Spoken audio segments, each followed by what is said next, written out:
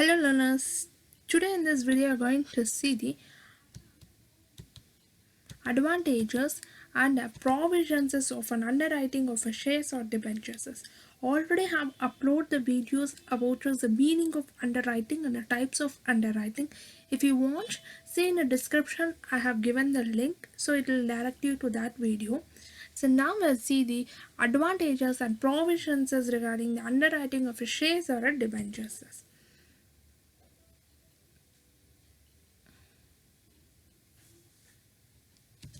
Advantages of underwriting of shares or debentures. So first advantages is ensure the successful proposed issue of shares. So underwriting it always ensures the proposed issue of shares. Why? Because reputed companies they do not have any risk in the issue of public shares, but that is a new companies they find it very risky in issuing the shares. So that times as underwriting is very much helpful for those companies because it will ensure that so much shares I'll guarantee you that it will subscribe. In cases if a public not subscribe, I will be subscribed. So that will give you an assurances to the companies. So that is the first one is ensure the success of proposed issue of shares. Second is the reputations of underwriter act as a confidences to investors. Yeah. So underwriters are the person who are reputed person or reputed firms. So those are called as an underwriters, right? So normally and not reputed, they don't have a company don't have a goodwill in the market, then the investor don't trust those company. Normally will not trust those company. Why? Because they are not in the market for a long period or they are not reputed. They are not in minds of a consumer or public, whatever may be. So the reputed companies they don't find it they find it very easy to issue the shares, but non-reputed companies, so the not reputed companies as they find it difficult.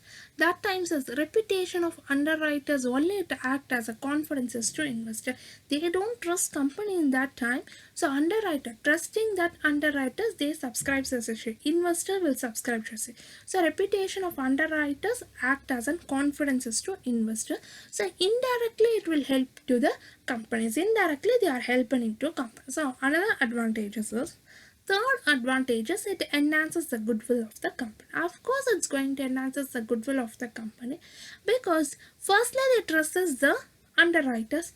After a certain years later, they has to trust that company. Okay, indirectly they will be trusting. So automatically it is going to create a goodwill of the company. How it's going to create a goodwill? If they are subscribing the shares, good quality of products will be produced in that company. When good quality is marketed in the quality produced, same thing will be marketed and the same thing will be used by the sold to the consumer. That automatically it is going to create all this will create a positive impact will be impacting on the consumer mind. Who is consumer? Finally the public. So it will finally it says that it will enhance the goodwill of a company. And the fourth advantage facilitates the wide distribution of a security. Normally, company don't prefer only one person, one underwriters. Normally, they prefer 2 to 3 underwriters. So in that times, there be a wide distributions of a share securities. Then time you get a wide awareness about this company. Not only a company are going to have it, but all these things, whatever the what are the process they are going to take, manufacturing process, what about the company also it's going to distribute. So you get a wide distribution of securities. If you are only your company is selling the issuing the securities, that time you don't get a wide, but you get a only limited to that. But through underwriters it will be having an advantages is the wide distribution of shares. And the last one, it has helped you to fulfill the requirement of minimum subscription. As I told in the first video, the meaning of underwriting, there is some restrictions in the Company Act 2013. So they are prescribed some condition that, so if you are issuing a public shares, underwriting of public shares you are issuing, 90 percentages of a shares of a total issue public shares, 90% it has to be issued within 120 days. In case if they issue less than 90% of the shares of a total issue shares, Then remaining whatever they have received, that has to be refunded. So this is one of the risky one, why they don't go for the public issue of public shares is one of the risk. So that's why that is can be fulfilled, that requirement can be fulfilled through this underwriting of shares. So next advantages is this, because one company which is not reputed find it difficult, as I told before, the same things as happens as the same thing can be overcome through this underwriting of shares. So this is an advantages of underwriting. These are the advantages of underwriting.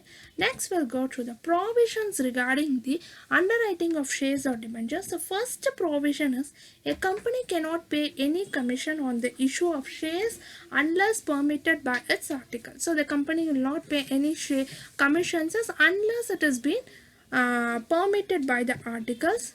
And second one, it is a commission cannot be paid to any person for shares or debenture which are not offered to public for subscription. This is the second provision. And third is the commission is limited to 5% of issue prices in case of a shares and 2.5% in case of a debenture. However, in practice what happens is SEBI has allowed underwriting commission only at a rate of 2.5% of issue price of equity. So before there was a commission was limited to 5% to shares, in case of share 2.5% to debenture, but in practice what SEBI has allowed, just whatever maybe only 2.5% will be issued through the equity shares also they have given. And the fourth one is the amount or the rate of commission should be disclosed in prospectus. And the fifth provision is the director must state in the prospectus that the underwriters are capable of meeting the obligation under the underwriting contract. These are the main 5 provisions regarding the underwriting of shares and debentures. So before issuing the shares undertaking, so that is they are going to undertake that contracts with the underwriters. So these has to be kept in mind before doing that. Company has to keep this in mind. Thank you for watching this video.